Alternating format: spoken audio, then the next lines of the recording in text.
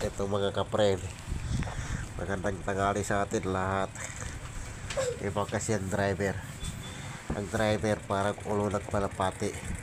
Lingon dito, lingon doon para maghanap ng pasero.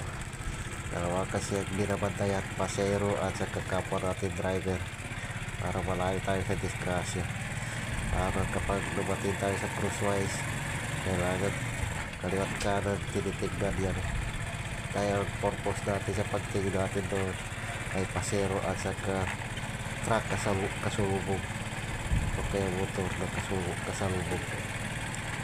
Kaya kailangan active tayo. Kaya minsan ang driver, ang ulo ay parang ulo ng palapati. Kailangan lingon dito, lingon doon, tinitignan lahat, at sa unahan dapat on the straight ka rin.